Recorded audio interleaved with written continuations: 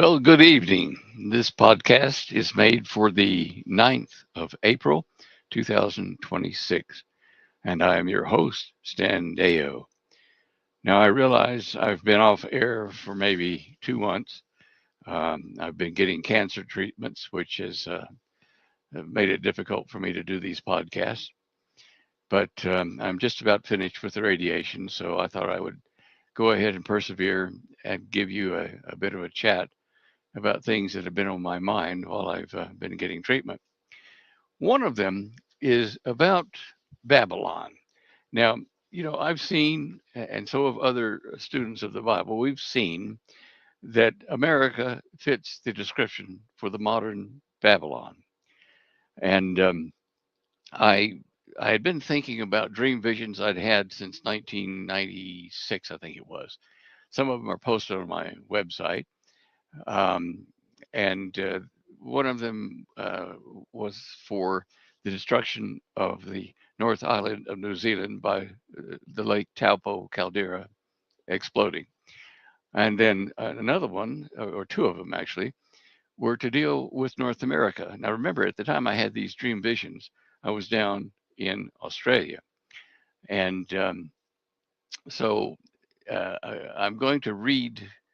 Let's see. I'll read one that I talked about many times about myself and what my mission here in the world would be. Um, and it's going to be rather interesting and challenging to people who are Americans, but you need to follow through with this. Okay, and now here is from my website. I have Dream Vision of 1996, and Holly put a preface to it here. But I want to just cover the dream vision itself. Um, the is that the right one? Here we go. No, that was for Taupo. Oh, okay. Okay. Trying to find the right place to start. Okay, now I'll start reading from this right here. I was somewhere in the air over a large mountainous area covered in large pine trees. It was during the pre-dawn darkness, and I could just make out the terrain beneath me. I was facing about due east, and ahead of me in the air was a strange living thing. It was small and almost embryonic. It was unfolding its wing-like attachments like a butterfly emerging from the pupa stage. Its golden body was still not polished and had rough edges to it as though it were still developing. A bright, warm light, like that of the sun, made its body sparkle, but the light source was not visible. Now, I'll interrupt here saying I was in the air over North America, mainly over Colorado, but that's where I was seeing all this from up in the sky, like an orbit around the Earth. Now, the movements of this thing that was sparkling were somewhat clumsy, like a new puppy trying to stand erect for the first time. And it held a small trumpet in its mouth with one hand, and it was blowing a single note, which left the trumpet like a spinning smoke ring of bright gold. And it shot down to the earth below the forest of pines to my left, the north, because I was still up in orbit. He would blow a note from down into the forest and wait. Then he would aim the trumpet at a different spot in the forest and blow another single golden ring into the trees below. I wondered at this small creature. It was obviously trying to signal or locate someone below. I asked out loud, "What is he doing?" I don't know who I was talking to. I felt it was a he, and a man's voice spoke to me from behind and above my right ear. And the voice said, "He is searching for his helper, his mate, who is like he is." Okay. Now I was sad for him, for there was no answer from the woods below. Then I saw a small golden ring-shaped object zooming back up at the creature in a graceful arc from the pines to the north. Somehow I knew it had to come from above the Air Force Academy near Denver, Colorado, to the north of the creature's position. The golden ring struck the creature, and he glowed brighter, and there was a joy for the creature, for he had found and merged with the helper there hidden away in the forest.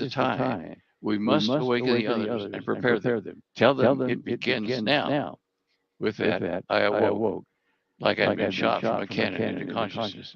After I'd finished telling my son Nathan, I went to wake Joshua. To my surprise, he greeted me with the announcement that he had just had a really neat dream. By this time, I was all ears. Believe me, he related his story to me while he dressed for school. In putting his shoes on and combing his hair, as a matter of fact, that I was spellbound. Dad, I saw Grandma's house, but it wasn't where it belonged. It wasn't here in this country. It was somewhere else at the base of some mountains with lots of trees on them.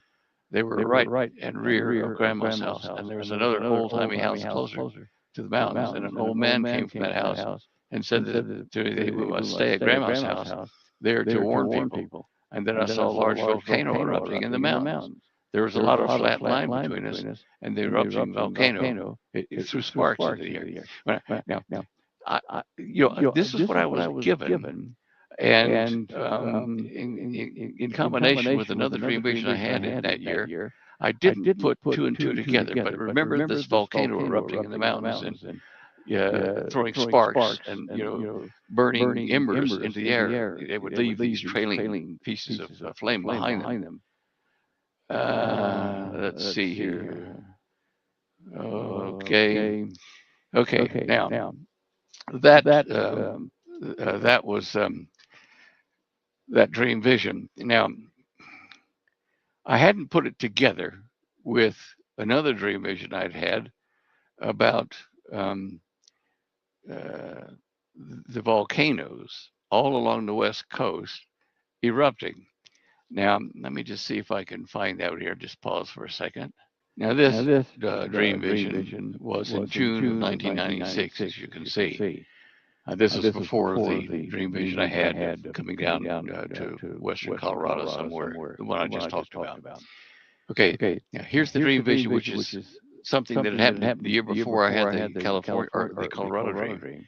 And I didn't put the two things together until about a week ago. I know it's stupid that it took that long for me to figure it out, but I couldn't figure out what in the dream vision I just told you why there were flaming things over Northern California, just in fact slightly above it, falling to Earth.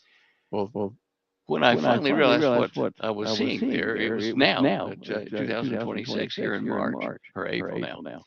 Okay. I'll read this to you.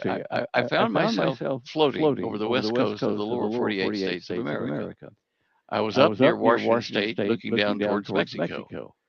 Obviously, in that position, I was north of California, which fits in with the dream vision I just talked about. I saw columns of smoke blowing toward the east over the mountain ranges. Now, this map here that we're looking at in that posting, it shows volcanoes along the west coast of the United States, particularly for California. Now, in the dream vision, which continues below here, they were smoke columns from 8 volcanoes, all erupting at the same time. The nearest one was at the north end of the Cascades, and the farthest one looked like to be near Mexico City, and it was probably Popocatépetl. The tops of these clouds were flattening as they were so high in the atmosphere, the tops of the smoke columns. I moved down and close to one of the volcanoes at the north end of the Cascades. From the western side of the range, I saw cars filled with many people trying to get across the mountains to relative safety. I could see the roads were slippery from the wet ash that was falling on them. One car slipped off the narrow road and slid down the steep embankment. They had no ropes to allow them to climb back up to the road to continue on foot. I zoomed in on the car in my mind, and I saw it was my brother Glenn and his family. I awoke with a start and notified my brother what I'd seen. He is a doctor and was firmly locked into the SeaTac area by his practice. I wondered if my dream vision was from bad pizza and filed it away. Years passed, and in 2012, my brother did move his practice and his family to Maine on the east coast of the lower 48. For whatever reason, I was relieved he did not move. For whatever reason, I was relieved he did move from the west. Then on the 11th of August 2017, my wife Holly posted a news article entitled with 8 Threatening Volcanoes. USGS California deserves close monitoring. Who knows? Maybe it wasn't the bad pizza. Now, putting these things together, here I see that there were 8 volcanoes that started in the SeaTac area up in Washington State and moved down the coast all the way into Mexico to Mexico City. These, of course, were emitting huge clouds of smoke and flaming embers, as volcanoes do. Okay, now I didn't put this together with the dream vision I told you here previously today about me standing in front of those several hundred watchmen and their faces being illuminated by flickering flames over north of California. And I had never understood until a couple weeks ago what "it begins now" meant. And I was reading in Revelation, the book of Revelation, um, about Babylon and the destruction of Babylon. It's going to be destroyed by fire, and like a mighty millstone thrown into the ocean, it's going to be just broken up and collapsed. Now I thought, well, hold on. If those flaming embers were from those volcanoes, then what we were seeing was the beginning of the destruction of Babylon. And that was, of course, America, and will be the destruction of America. And the the rupturing of the West Coast as the Pacific plate, moves under the American plate, the coastal plate, and when it suddenly releases that tension built up, a Richter 10 or better earthquake is going to occur, according to USGS. And of course, America, the continent of America, sits on top of a foot called a craton. And that foot is like a pillar that supports the North American continent on the surface of the earth. Now, such a huge shift in the tectonic plate distribution of energy and stuff is probably going to break America into three pieces or so. And majority of the country will burn because of the fires that will be started by the embers blowing from the west over the east. And there won't be any electricity and municipal services to put out the fire. There won't be power. All this will be interrupted by this huge shaking of the country and the network of power across the country. Now, Babylon is going to be destroyed. And I've tied this together with something that is in the book of Revelation, something that Jesus has spoken of in Matthew. The Lord Jesus is going to Jesus Yeshua ben El is going to call his bride to him. He says in Revelation, and mentioned it in Matthew in a different way, my people, the bride, in other words, my people, come out of Babylon and don't be partakers of her sins nor of her judgments. Well, if you agree that America is the Babylon, you're thinking, well, where do I go? Some other country or what? Now he's telling his bride to help her avoid the destruction. All right. Then I looked at the word and at the Greek and the original meanings of the word come out. It's actually to meaning to come out of and go up toward something or someone, come up out of Babylon. And I thought, okay, then that takes care of people who are in hospital or unable to travel or whatever. They're going to be what? Raptured up to be with the Lord. Come up out of her. It's not go anywhere, it's come up out of her. And when that call comes, of course, the rapture will occur, and the destruction of America, Babylon, will be so great, so complete, that the other nations of the world, China, Russia, and European Union, all those will just kind of, you know, freak out because the major source of their income was the United States. And the major source of protection for them was the United States and its technologies. Um, and so the new world order that forms out of that chaos will eventually have at the head of it a man who will become known as the Antichrist, and he will do so with the help of a friend, um, you know, a a second Antichrist type thing that will help him organize all of the nations remaining of the world into a 10-nation consortium. And to explain what has happened to North America, they have a couple of options. One, that it destroyed everybody, and hence the loss of all the American Christians will be explained by that phenomenon. But if at that time they have already announced the arrival of our elder brothers from space, I put that in quotes because these beings are fallen angels, disembodied spirits, whatever. They're agents of Satan who are performing a huge deception to pretend to be the second coming of the Christ.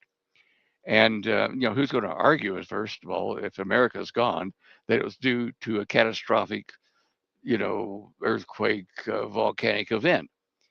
Um, I've already talked to people who are members of the New Age movements in this country, and in fact debated them in public about this rapture event. And they say, yes, we know that's going to happen. And it will be taking all of the souls on the earth who have not yet achieved or attained the vibrational level of the new world order, the new age.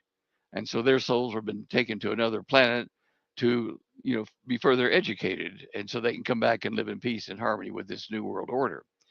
So either by using the fake alien invasion and the aliens and their power and whatever to explain these missing people other than those in North America, it will be that they have been removed simply to get training and adjustment so that they can fit in with things here on Earth in the new order after the great catastrophe destroying North America. Um, I debated this one fellow from Findhorn across his audience. We were on different sides of the audience, and he did confirm this, saying, "Yeah, well, the rapture is going to occur, but they'll remove those souls who aren't yet of the vibrational rate that we need for this new age." And he and I looked at each other because I'd already explained the biblical point of view of the rapture. And he grinned and I grinned, and we nodded at each other. We were on opposite sides of the story of what is coming.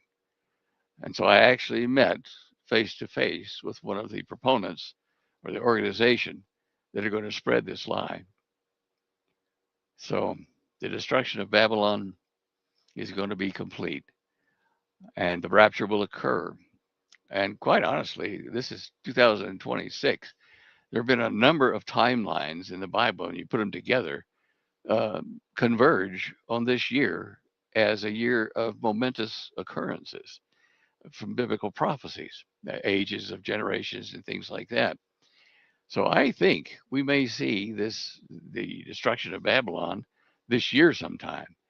What puzzles me though is I look at Revelation 18. We're down all the way to the 18th chapter before God says, and God remembered Babylon and then destroyed Babylon.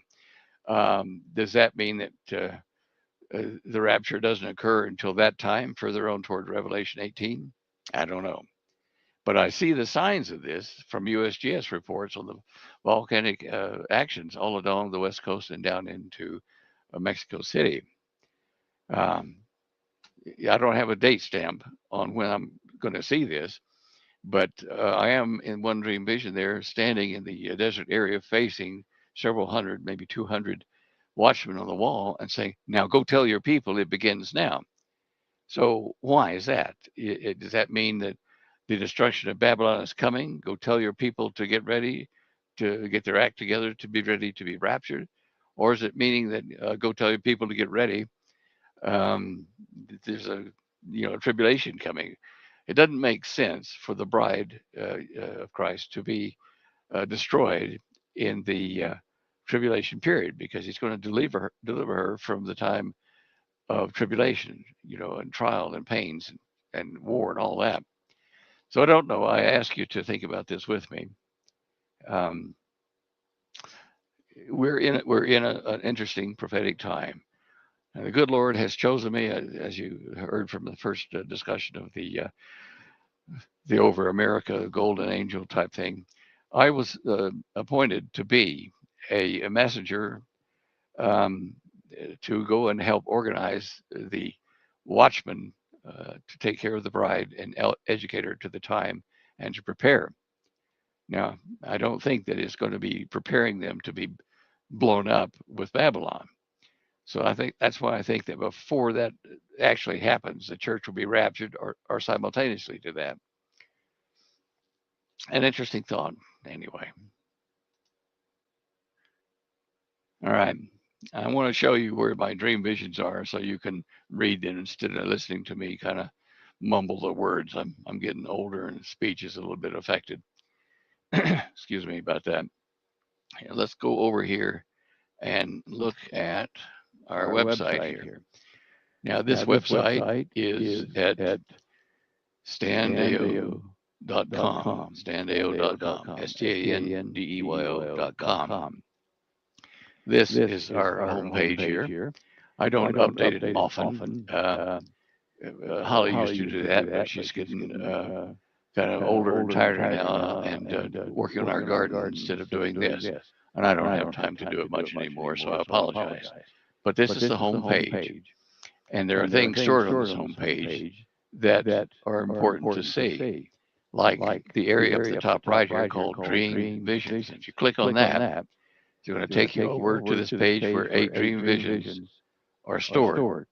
Now, what I read to you about the, let's see, the 19, let's see, yeah, here's the Dream Vision 6 of 1996, where it begins now as discussion, and where the flaming things falling down are shown. Now, just get back to that. That's from 96. Let's look at, let me just get this here. Let's look at 97 dream visions. And there are things in here where I had a dream vision about the destruction of North Island, New Zealand. I'm just scrolling down here. Okay. Now, let's see here. I'm going to talk about our visit to New Zealand. Now, I had never been to New Zealand at this time, didn't even know much about it, even though I was living in the west coast of Australia. I'm just finding a best start to start this.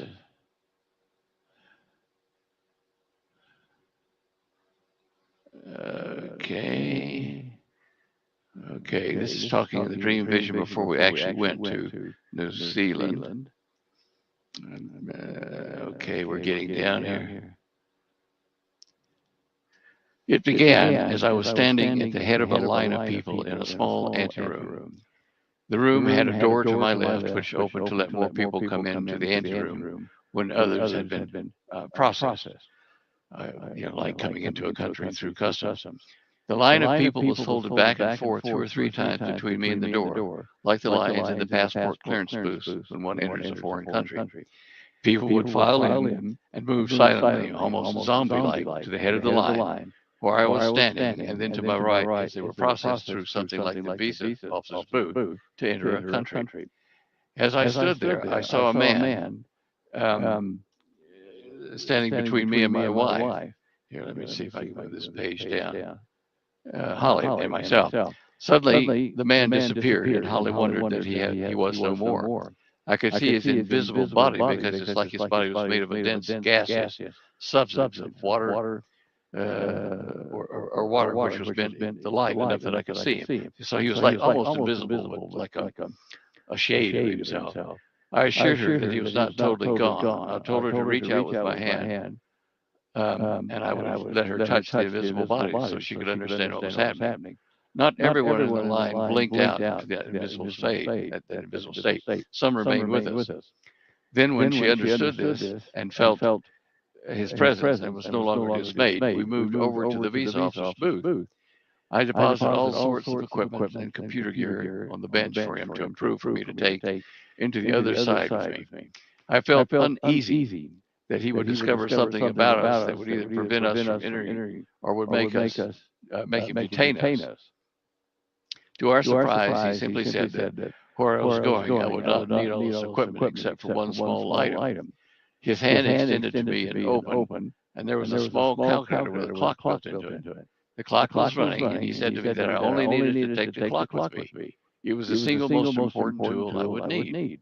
I was relieved as we took the clock thing and were passed into entry. It appeared to be a long hallway leading to a subway platform outside.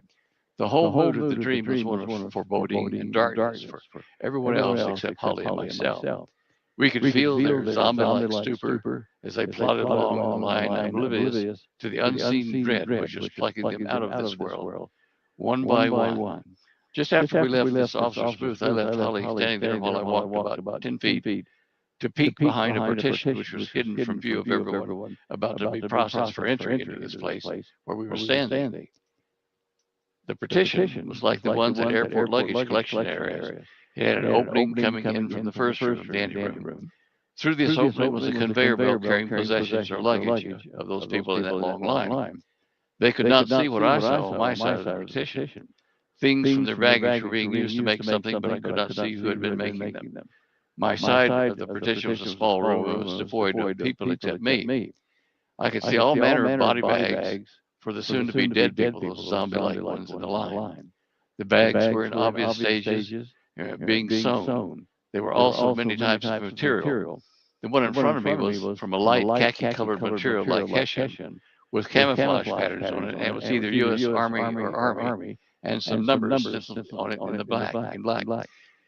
There were others made from civilian materials like denim, and some were quite elegant materials.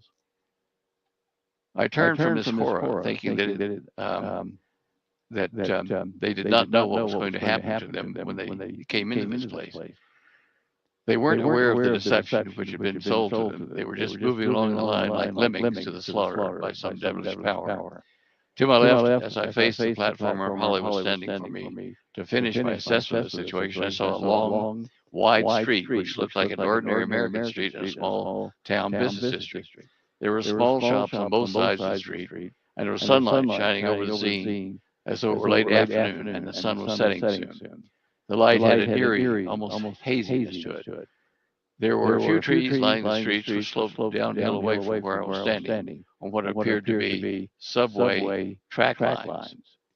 What appeared to be a subway or rail went down into a large opening which allowed me to see the street and the small buildings. It was as though I was looking through a big hole cut into a movie set to see the scene. The wall through which the hole had been cut was black and threateningly solid. The slope of the street was gentle, and somewhere down the way it climbed back up again, and as though the street was in a large bowl-shaped depression. When I looked as far as I could through the opening, I had to bend down to see the horizon. Strangely, the hole was not round or square. It was cut in the outline of what appeared to be the end of the street. The bottom of the hole followed the street contour with the tracks leading down to the scene below. The left and right signs followed the edges of the buildings there. The top was almost straight line between the tops of the straight side edges of the facing building at the opening, but this too deviated over trees and signs in the far horizon. There was an oddness about this opening, as though it were an outline around the opening on the dark wall. I was reminded of the holes my mom used to cut in cookie dough with various patterns. A subway car appeared in the whole opening as it appeared to take passengers, the sleeping zombies, down into the street below. The car passed by me from my right side toward the hole. There were a few people inside this car as it began to move down into the growing darkness which was engulfing the street scene. The internal lights of the subway had been turned on. I watched the face of a young woman as she sat facing the right end of the car toward me. She could not see where she was going and was not even looking. She was in a stupor. Her hair was long and black and was gathered in a long ponytail. Her skin was olive in color. I yelled at her to get out of the subway car, but she did not hear me. As the car passed by me, I saw it had no back end to it. That's how I could see into the other passengers briefly. One man was older, going gray. His skin was fair. The walls of the car seemed thin, but there were seats in him, with handrails and so forth. It was getting late and darker as the car pulled away, almost imperceptibly. It was so subtle that I knew the night held death for them. I looked back up at Holly on the landing of the terminal, and the dream stopped. I awoke with a start and a heavy heart. I wanted to yell loudly to warn these people. I thought about the dream and decided it had to be a vision, that it must have been something to do with USA, where I know the large-scale disaster will occur soon. However, I told the dream to Holly and let it fade from my conscious mind as other priorities of life pressed upon us. It was not, however, until this month, when Holly and I were in New Zealand on a business trip, that a strange series of events revealed the meaning of not only my second dream, but the first. We always take our laptop Macintosh with us wherever we travel to enable us to have web access daily for email and enable data collection. When we arrived in Auckland, New Zealand, we had immediately struck trouble with the computer and with indifferently shaped phone connectors to access the New Zealand web server. Then the computer began to get warm and crash doing the most ordinary tasks. It's not because it's a Mac and not a Windows box, so don't be silly. With the help of Peter and Margaret Capital, our friends in Auckland, we were able to get the connector problem fence, but then the crashes made our web access very intermittent at best. As I wondered about our technological troubles, I realized that we were going to be without naval data for a few days, if not the entire trip. Now, let me inject here. This is at the time that I was predicting earthquakes on coastal areas using naval data from sea surface temperature anomalies and electron density changes. We left Auckland and decided to see some of the volcanoes in the Lake Taupo region because of the first year I had back in January. At this point, I suppose it would be fitting to relate that dream. In January, as Holly and I were preparing to go to America to do a lecture in Nevada, I had a strange dream. As it started, I saw myself on the outside looking for something which was lost because of my son Joshua. I remember being frustrated with him as we reached searched through the trees and surrounding bush for something. I was particularly annoyed because it was delaying Holly and I from leaving to go overseas to New Zealand. Now, at that time, we had no intention of going to New Zealand. After a few moments in the dream, I found that it was lost. And suddenly, Holly and I were in New Zealand. I asked me how I knew that. We just knew that we were there somewhere. I found us standing outside of the small sloping hillside, which extended up to our right side. There were palm trees around the motel, and some pine trees scattered along the hillside.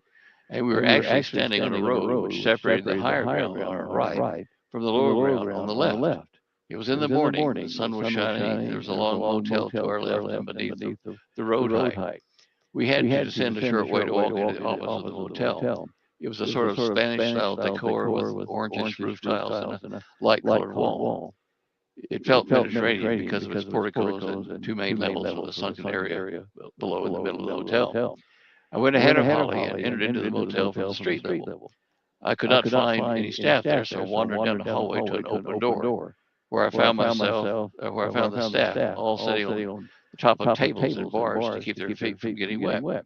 They told me the water had become warm and had risen during the night. It had flooded the sunken bar area. And most of the restaurants where they were sitting on the bars and the tables, they said it would kill the tourist trade, and they were saddened. I realized we were in a motel at the edge of a crater lake, as I saw the steam venting up from the water outside the windows of the restaurant. I could see out into a blue lake through the upper half of the windows and through an open doorway at the lower end of the restaurant. To the left of this view was a small peninsula which jutted into the view. It had buildings on it and the lake between us, and it were several small boats or yachts. The water level had risen suddenly during the night before, and the people were at a loss to know what to do next. I knew that we did not want to stay there after that because I knew we were going to be more violent activity from the crater soon.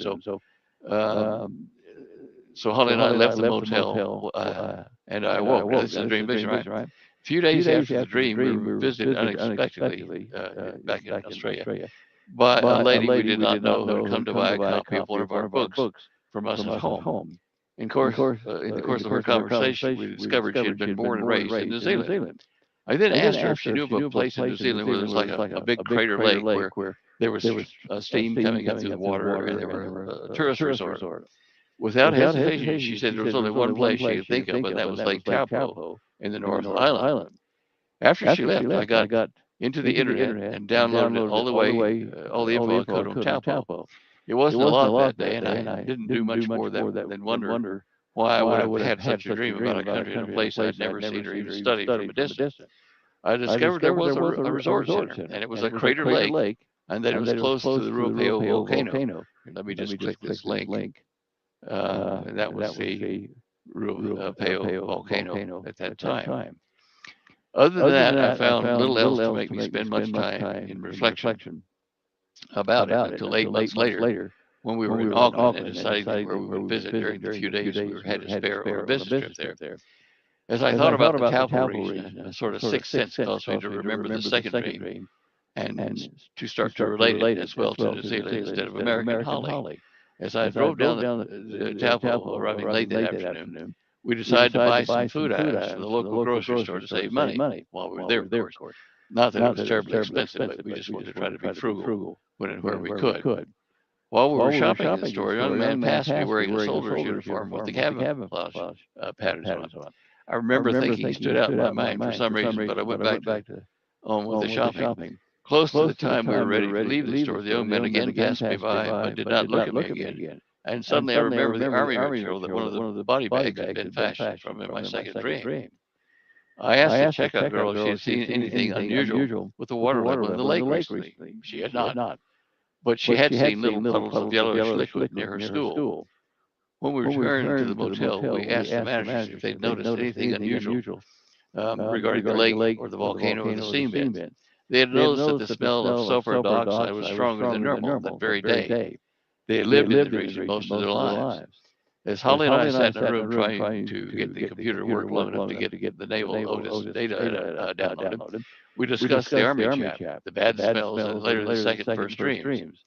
In a mutual growing awareness, we both realized we were sitting at the edge of the world's largest active volcano regions. When the Romans recorded the 3 days of global darkness back in 186 AD, it was because of an eruption of Taupo at that time. The eruption threw out more than 100 times the debris of Mount St. Helens and more than 5.5 times that of the Krakatoa back in 1883. As I looked at a small map of Taupo we had bought earlier that day at a petrol station, I saw something that astounded us.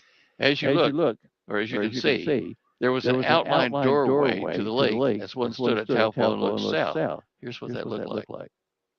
You see this outline here? That was the outline of the shape of that tunnel going down into the water. There was an outlined doorway to the lake, and one stood at Taupo and looked south. I then remembered the dream of the young man in the military uniform in the store that one of the bags of my dream was made from that same cloth. We knew we had stumbled onto something supernatural there, but we still did not have the picture completed. We left early in the morning and to get back to Auckland for a couple of things we needed to attend, including Shabbat. While we were there, the computer gave us more trouble by crashing and by not having behaving normally. The second night, we set the alarm so we could get back to Taupo early the next day. While we were setting the alarm, I remembered in the second dream we were told our equipment would not be of use to us, but that our alarm clock would. Then I remembered just before we had left Australia to go to New Zealand, I'd been looking for a brass water hose nozzle in the backyard amongst the trees. Since my son Joshua had been the last one to use it, I had become a little annoyed with him, and I didn't have a lot of time to go looking for the nozzle while we were getting ready to leave the country. Just as implied in the first dream, I did find the nozzle where Joshua had beautifully placed it amongst the coils of the hose around the whole house. Shortly thereafter, Holly and I had left for New Zealand as shown in the dreams. 2 days passed peacefully for us in Auckland, and then we returned to Taupo to complete the investigation. When we got the second time, we had 2 days to check out the place and see various scientists and locals concerning the behavior of the volcanoes of late. The first thing we did was to drive around the airport to book a flight with Debrett's Aviation over the volcanoes of Crater Lake for the next day. I was going to fly over Lake Taupo, and this was the plane we had to fly in. While we were there at the airport, we talked with the pilot Simon about the volcanoes and their recent activities. In the course of the discussion, he told us that his sister worked at the shoreside motel on the edge of the crater, and that she had a few months previously had the floor safe had been so hot a couple of times that she couldn't open it without protection for her hands. Apparently, underground steam vents had shifted under her office and a few guest rooms there. This caught our attention because the first dream I had experienced in January showed a crater-side motel with hot water steam vents coming out from underneath. We asked Simon what the motel was called. To our agent, he said, Manuel's. This sounded sort of Spanish immediately, but we thought it was too great a coincidence to be true. So we asked what the building looked like. He told us it was unusual for these parts, as it was somewhat Spanish or Mediterranean style with those orange roof tiles. We raced out of the airfield terminal and down along the crater-side road until we came to Manuel's. When we stopped on the roadside, we were the exact spot I had seen in my first dream. Manuel's was on our left and down the road toward the edge of the huge crater lake. The style was Spanish, as you can see. Here's the exact spot where I saw Manuel's, pine trees, below the water level. Orange tiles. There's the entrance. Fascinating stuff. It was just like I saw it in the dream. It had a sunken lounge bar area named Peppers at the rear of the reception area at the shore side. It had the jutting peninsula to the left. The sunken lounge bar was this. Manuel's staff at the Peppers restaurant. And it had a jutting peninsula. Okay, this is what I saw. And there were boats, parked in a jetty nearby. Okay. As I walked down the hallway and turned into that restaurant, there were staff sitting around the table for a staff meeting, just like I had seen, except they were on the chairs, not the bars, because no flooding had occurred there. The windows behind them showed us the lake and boats between the peninsula and the motel. We discovered from the pilot earlier that the last big eruption crater was submerged just offshore from the motel down about 250 meters. We went outside and we could see the steam venting from underneath the motel as it was from several other spots along the edge and up along the roadside above us. And let's have a look at the eruption crater. Okay, this is, you can see down here the dark areas. Okay, the eruption craters. And okay, we took a photo of Manuel's view, the front view from the air, and facing towards Ruapeo volcano, as well as one from the opposite side facing east. There's that one. Later that night, we came back to watch the steam rise from the lake's edge at the back of the motel. I realized from my second dream that something was going to be here at night, and it would kill a lot of people. Something was going to happen at night, and it would kill a lot of people, all caught napping. I also knew that all our computers would fail to warn them in time. The only clue I had was a calculator alarm clock. We wondered if this meant it would happen in the early hours of the morning when alarm clocks are usually set, or perhaps that it might mean we calculate the time by saying it would occur in the early morning after the warm water suddenly rises into the restaurant area of the motel. Here's the early morning hours. The view of Ruapeo from there. I did notice in both my dreams that the locals were blissfully unaware of the danger about to befall them as Holly and I tried to warn them. We wondered what the gaseous or watery people that were disappearing in my second dream represented. Were they the souls of the dead on the other side? Holly was worried, and she saw them disappear until I said to her that we were alive on the other side of a sort of dimensional well, a wall like heaven, I suppose. Then she was at peace and reached out to touch their spirit forms with me. They were definitely dead to this world. However, not all of the people died then. Some were saved. Somehow we were being shown that we would lose some of those we would try to warn, but that some would listen. So we did not feel so bad when the disaster takes so many lives. The next morning, we flew over the lake and on up over the three semi-active volcanoes. When I say we, Holly said, I'm not going up in that rickety old plane, you do it. And so the pilot flew me over the volcano Ruapeo. And that greenish stuff that you see is sulfuric acid on the boil in the top of Ruapeo.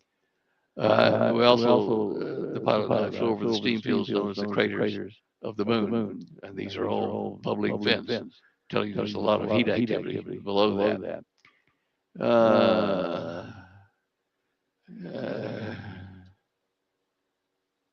Okay.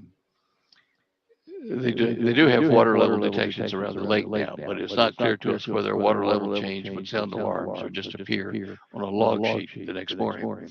If my dream applies to their instruments as well as ours, then the only clue we will have is a sudden upwelling of water on the lake one day soon. If I were there in Lake Hamilton that day, I would leave rubber burn streaks on the road, the main road out of there back to Hamilton in safety. But that's just my opinion. Do the people in the valley of the shadow of death, do people live in the valley of the shadow of death? That is Taupo in the shadow of death. Okay, and you can go ahead and read all this on your own time. I didn't realize it was going to take so long to read this. And that was done 4 December 1997. And there are other dreams. I told you about the one, let's see, Three Gorges Dam. Well, That's linked to the warning for Taupo. Let's see what this is about. Oh, I want you to look at that on your own time, the coming alien deception. Okay, there's the volcanoes erupting. Okay. Holly had a dream. That's not, you ought to see that too. Okay. We've seen all these here. Okay. As I say, you can catch these up on your own time. Okay. All right. We're going to get off of that now then. Stop the sharing. Remove that. There we are. Here he is. Okay. Well, these are things that have been happening over, gosh, last 20, 30 years to me. And I've lived through all of them and have anticipated these things from the dream vision way ahead of the actual events happening. So keep an eye out for a dam failure in China due to shoddy workmanship and subgrade wood used in the building of those dams. And be aware that shortly thereafter that Lake Taupo in the North Island of New Zealand will erupt violently and destroy most of the North Island of New Zealand. There will be survivors, probably in the peninsula running up to the northwest of the island. Yeah, they're just a number of things that I've seen in these dream visions that I'm waiting and watching for them to happen. As a Christian, I believe the rapture is going to occur soon, and I believe that we will see the destruction of Babylon begin when the earthquakes, and the volcanoes together occur along the western coast of the North American continent.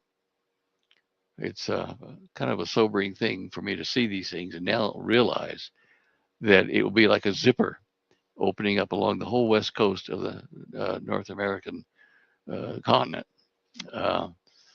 There are some things I don't understand yet about why it's going to be broken up into three pieces, if it is Babylon indeed, but maybe that will be because of the geology of the North American plate, which sits on a craton underneath it.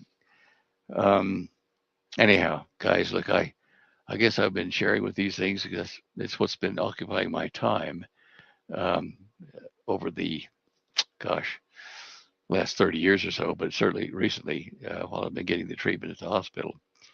I thank you for watching this. I do hope that you gain something from what I have shared with you, but I felt it on my heart that this was something that I needed to tell you. Goodbye until next week. Appreciate you being with me.